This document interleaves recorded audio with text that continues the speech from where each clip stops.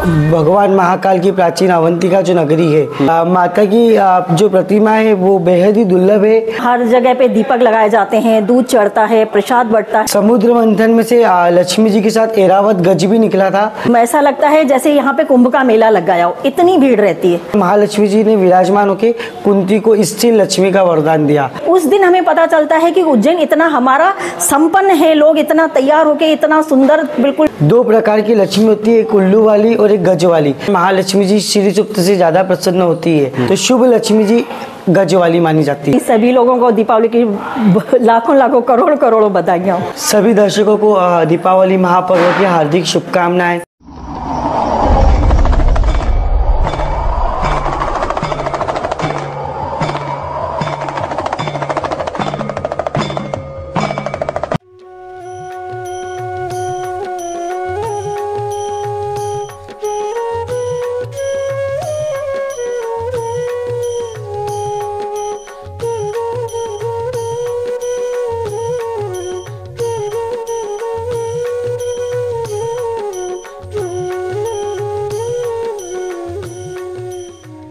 तो दोस्तों सभी को दीपावली की बहुत बहुत शुभकामनाएं और नमस्कार दोस्तों, स्वागत है आपका आपके अपने यूट्यूब चैनल सबकी बात सबके साथ में एक बार फिर से। तो आज जो है हम लोग आए हैं उज्जैन महाकाल बाबा की नगरी। बिल्कुल, तो यहाँ पे हम लोग आए हैं आपके लिए महालक्ष्मी का मंदिर लेकर। तो चलिए दोस्तों चलते हैं, यहाँ पर देखते हैं दीपोत्सव को लेकर क्या क्या तैयारियां यहाँ पर प्रारंभ हो गई है। तो वैसे दोस्तों हम लोगों ने आपको महालक्ष्मी के कई मंदिर विजिट करवाए हैं। डिस्क्रिप्शन में आपको सभी मंदिरों की लिंक मिल जाएगी। ये विश्व का सिर्फ एकमात्र मंदिर है जिसमें जो माता जी है गज पर सवार है। तो चलिए दोस्तों चलते हैं, जानते हैं इस मंदिर की क्या क्या कहानी रही है।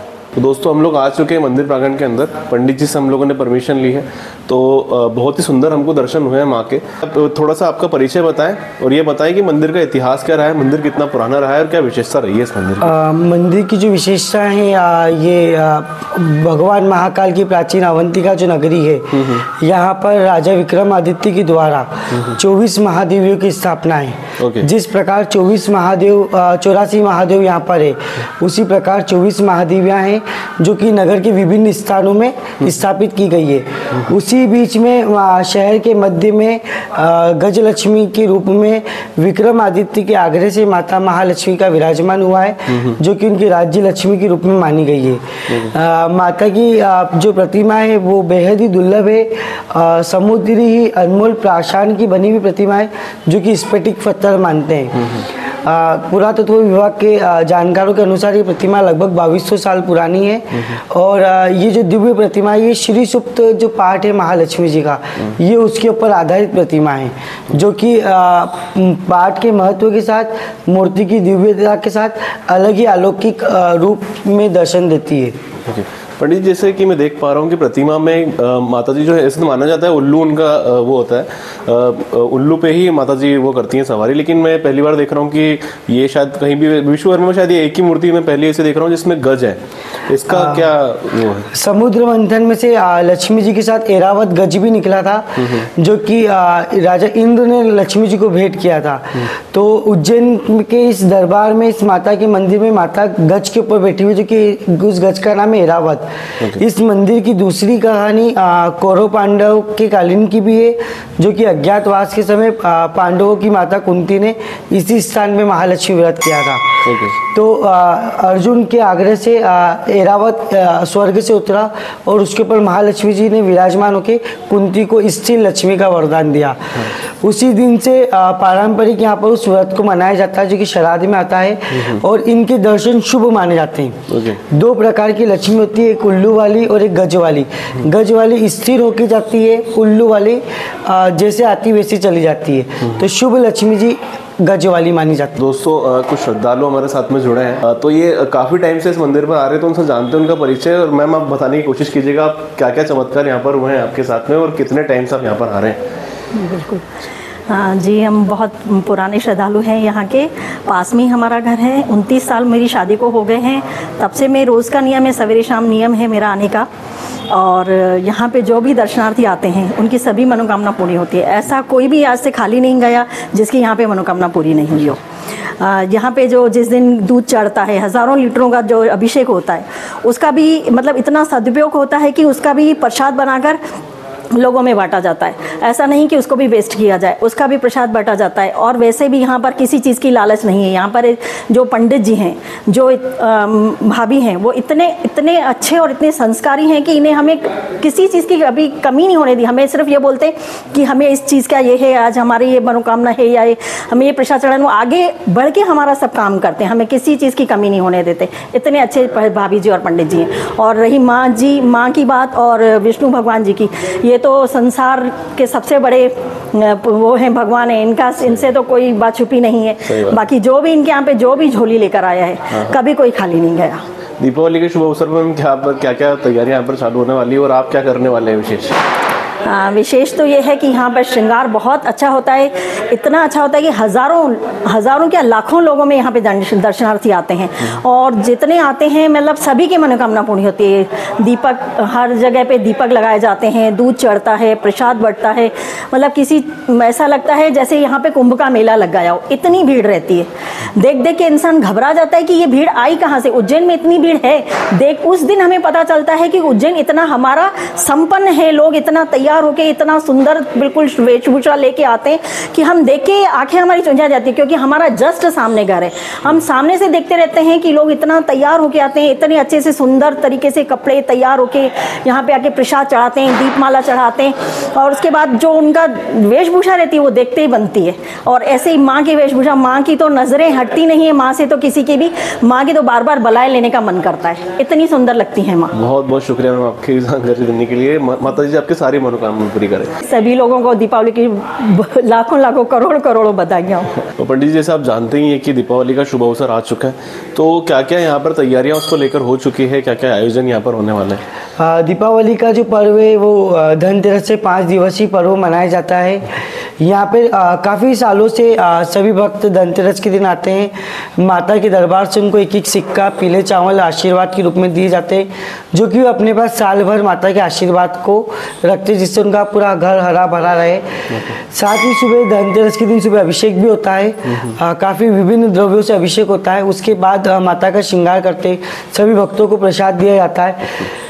फिर उसके बाद जो दूसरा जो रूप चौदस होता है, उस दिन माता जी की 2 बार श्रृंगार करते, रात्रिकालीन आरती होती है। फिर अपना दीपावली महापर्व जो कि लक्ष्मी पूजा के लिए विशेष माना गया है, उस दिन सुबह 7 बजे नगर के जितने भी शहरवासी लोग हैं वो माता की दर पे आते हैं और अपने हाथों से माता को 1 लोटा दूध अर्पित करते हैं। वो जो दूध अर्पित करते हैं उसके भी अलग ही विशेषता है कि अमावस्या पर्व काल होने पर श्वेत जो माता की मूर्ति है उस पर दूध चढ़ाने का अलग ही विशेष महत्व बनता है। तो सभी भक्त उस दिन आकर माता को दूध चढ़ाते हैं। 12 बजे करीब उसकी आरती होती है, सुबह 7 से 12 अभिषेक होता है। उसके बाद माता को शाम को जो नैवेद्य लगता है उसके महाभोग कहते हैं, उसकी आरती रात्रि 2 बजे की जाती है, जो कि काली पूजा के समय हम लोग करते हैं। ओके। माना जाता है पंडित जी की मंत्रों द्वारा माता जी को स्थापित किया गया है, तो उसके बारे में कुछ बता पाएंगे? जिस प्रकार अपने अपने सभी देवी देवता के अलग अलग विद्याएं हैं, मंत्र है, उनकी अर्चना है, उस प्रकार महालक्ष्मी जी श्री सूक्त से ज़्यादा प्रसन्न होती है। ये भारत का विश्व का एकमात्र ऐसा मंदिर है जहाँ पर माता जी श्री सूक्त के ऊपर आधारित है। श्री सूक्त की रचना आदि गुरु शंकराचार्य जी के द्वारा की गई है। उन्होंने माता जी की स्तुति की थी और ऋग्वेद के अनुसार ये प्रतिमा उसी मंत्रों के ऊपर आधारित है। तो पंडित जी, जैसे कि आप इस मंदिर का आप मुझे ये बता दीजिए कि खुलने का टाइम क्या होता है और क्लोज होने का? ये सुबह 7 से रात्रि 11 बजे तक मंदिर प्रतिदिन खुला रहता है। प्रतिदिन खुला रहता है। और दिवाली के टाइम पर भी कुछ चेंजेस? ये 5 दिन 24 ही घंटे मंदिर खुला रहता है। ओके। और पंडित जी, जैसे कि आप जानते होंगे कि माता जी के कई सारे अवतार हैं, लेकिन ये जो अवतार हैं ये बहुत ही ऐसा अवतार है कि यहाँ से ये प्रसन्न हो गए तो फिर घर में रिद्धि सिद्धि ऑटोमेटिकली आ जाती है। तो कई जो दर्शक मतलब जो रहते हैं, मतलब कई हमारे दर्शनार्थी हैं, कई लोग जो रहते हैं वो उस तरह से गंदे के तरीके से घर में रहते हैं, सफाई नहीं करते हैं दिवाली की, और मानते हैं कि लक्ष्मी हमारे घर में क्यों नहीं है। तो आप उसको लेकर भी कुछ संदेश देना चाहें दर्शकों की, लक्ष्मी आपके घर में कैसे आती है और कैसे उन चीज़ों का पालन आपको करना चाहिए? देखिए, महालक्ष्मी और की 2 बहनें, ये दरिद्र लक्ष्मी और लक्ष्मी। तो महालक्ष्मी जी को स्वच्छ स्थान पसंद है, लेकिन कई परिस्थितियों में व्यक्ति समय नहीं दे पाता, क्योंकि आज की जो कलयुग की जो भागा दौड़ी है, तो वो शाम के समय अपने घर में स्वच्छता रखे, दीपक लगाए और थोड़ा सा जो अपना पूजा घर है और जो रसोई घर है उसमें साफ सुथरी भी रखेंगे वो लोग, तो लक्ष्मी जी की कृपा जरूर बनेगी। और माता गजलक्ष्मी का तो आशीर्वाद ही ये है कि यहाँ पर जो दर्शनार्थी आते हैं उनकी तो सभी कामनाएं भी पूरी होती है और वो धन संपदा से परिपूर्ण होते हैं। यहाँ पर जो विष्णु भगवान की जो प्रतिमा है शालिग्राम शिला से निर्मित है और ये भी करीबन 2200 साल पुरानी प्रतिमा है भगवान की। इसमें भगवान की दोनों ओर 10 अवतार बने, मत्स्य कश्य वराह नरसिंह वामन परशुराम राम बुद्ध और कल्कि अवतार। भगवान के ऊपरी हिस्से में ब्रह्मा, बीच में विष्णु और बाजू में शंकर भगवान जो कि नाग और त्रिशूल लिए है। विष्णु भगवान के चरणों में लक्ष्मी जी भी की भी एक प्रतिमा अंकित है। जय विजय भगवान के शंख और चक्र लगे भगवान के चरणों में पार्षद है। पास ही में गरुड़ जी और शेष नाग की भी प्रतिमा है। तो ये दुर्लभ प्रतिमा भारत में बहुत कम स्थानों पर है। एक उदयपुर के जगदीश मंदिर में भी इस प्रकार की प्रतिमा है। अभी जो अयोध्या में नई प्रतिमा बनी हुई है वो भी इसी प्रकार की बनी हुई है।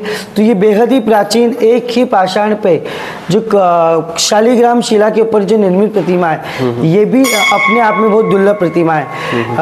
पहले के जो हमारे बड़े लोग कहते थे कि इसी प्रतिमा के दर्शन से 9 नारायणों के भी दर्शन का पुण्य फल प्राप्त होता है। तो इस पावन कार्तिक मास में आपके माध्यम के द्वारा आपके सभी दर्शकों को भी इतनी दुर्लभ श्री नारायण के भी दर्शन का शुभ अवसर प्राप्त हो रहा है। ये बहुत सौभाग्य की बात है। पंडित जी थोड़ा सा आप दर्शकों को और जो बच्चे होते हैं छोटे छोटे बच्चों को उनको ये बता दें कि दिवाली का उत्सव तो है, माँ का उत्सव तो है, लेकिन आप सावधानी रखें पटाखे जलाते हुए, ये इसका भी आप संदेश बिल्कुल दर्शकों को दें। सभी दर्शकों को दीपावली महापर्व की हार्दिक शुभकामनाएं। दीप उत्सव बहुत खुशियों का त्यौहार है, पटाखों का त्यौहार है, महालक्ष्मी की विशेष पूजा का त्यौहार है, लक्ष्मी प्राप्ति का महापर्व है। तो सभी दर्शक इस धूमधाम उत्सव को बड़े ही धूमधाम से मनाएं। वर्ष में एक वर्ष दिवस जो है महालक्ष्मी पूजा का, इस दिन सभी लोग अपने अपने नए वस्त्र मिठाइयाँ बांटे, बल्कि जो पटाखे उन्हें सावधानी पूर्वक फोड़े ताकि जिससे दूसरों की हानि ना हो और खुशियों का ये त्यौहार यूं ही सभी के प्यारों के से बंधा रहे। बहुत बहुत शुक्रिया पंडित जी आपकी जानकारी देने के लिए। पंडित जी यहाँ की जो लोकेशन है बहुत कंजस्टेड है, बहुत ही एक सराफा मार्केट है, बहुत गलियों में है, तो आप दर्शकों को बताने की कोशिश करेंगे क्या कि लोकेशन ताकि उनको कोई दिक्कत नहीं आए यहाँ तक आने। ये माता का जो दरबार है ये छतरी चौक फेमस कुल्फी की गली में रंग महल धर्मशाला के पास में है, उज्जैन में। सनातन धर्म के माध्यम से, माँ लक्ष्मी के माध्यम से आप आज की युवा पीढ़ी और सभी वर्ग को क्या संदेश देना चाहते हैं? सभी युवा पीढ़ियों से यही आग्रह है कि सनातन धर्म की प्रति अपनी एकता रखें, अपने धर्म का खंडन खुद ना करें, जिससे दूसरे अधर्मियों को शक्ति मिले। अपने धर्म के प्रति एकजुट रहिए और अपनी परंपराओं का निर्वाह करते हुए सभी उत्सव और सभी त्यौहार और अपने बड़ों का आशीर्वाद लेके सब कार्य सफल करें। बहुत बहुत शुक्रिया पंडित जी, जय माता दी। जय माता।